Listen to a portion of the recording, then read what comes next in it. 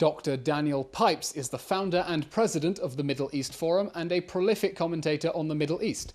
He joins me now to discuss the threats on Israel's borders. Dr. Pipes, welcome. Thank you. What should Israel be more concerned by, ISIS in the north or ISIS in the south?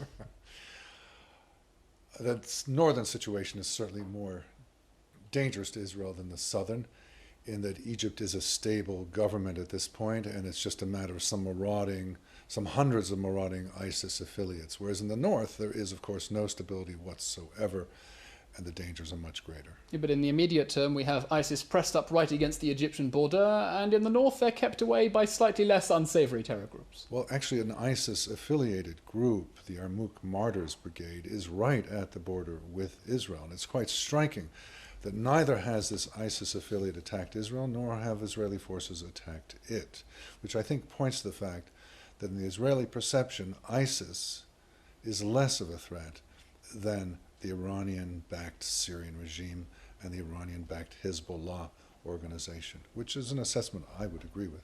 That might explain why we haven't hit back at ISIS, but it doesn't explain why ISIS hasn't hit Israel. And there's a flourishing conspiracy theory industry to explain why we haven't experienced a Brussels or a Paris. Why is that?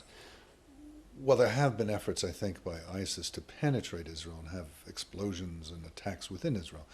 But for this ISIS affiliate on the border of Israel to attack Israel would be suicidal. Its firepower is far less than that of the IDF. And while ISIS overall has shown very little strategic vision and is willing to attack everyone and anyone, I think even ISIS understands this would not be a wise undertaking. In terms of a suicide explosion, God forbid, in one of Israel's cities along the line of Paris or that Brussels? would certainly be advantageous to ISIS, but for this ISIS affiliate on the border to attack Israel directly in a military operation would be suicidal and not attain its goals. They're afraid of an Israeli response. Right. But I think they do want to attack within Israel, as they want to attack almost everywhere. So is the reason they haven't succeeded the strong efforts of the Israeli security forces, or is this for want of trying?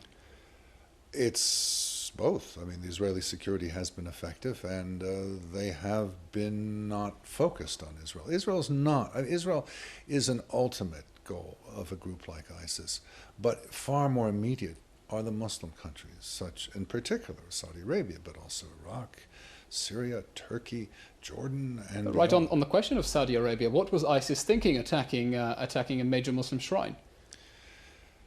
As I said, ISIS is not very strategic. ISIS does not think how to gain friends and influence people. ISIS just goes and attacks. It's doing the same in Turkey. It had a pretty good working relationship with the Turkish government, and now it's killed hundreds of people in multiple violent attacks. In Jordan, it had pretty good standing in Jordan, and then it burned alive a Jordanian pilot. There was definitely a strategic switch where it went from focusing on building a caliphate to attacking the far enemy, which had always been Al-Qaeda's strategy. Why was that? What's it hoping to gain from attacking European cities? It is hoping to win the support of Muslims, and indeed that does happen.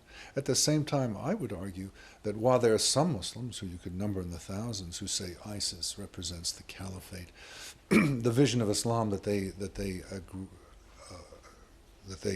endorse, I would say far greater numbers of Muslims are repulsed by it, are scared of it. So again and again, ISIS is not strategic. ISIS is just going directly at the goal and ignoring the many enemies. Look at the enemies it has throughout the region, with the slight exception of the Turkish government, the Qatari government, the Saudi government, but even there they've turned against it. Looking at other regional actors, then, we're today marking 10 years since the onset of the Second Lebanon War, and we've seen an unprecedented period of calm on the northern front. Under what circumstances might Hezbollah decide that it's time for another round?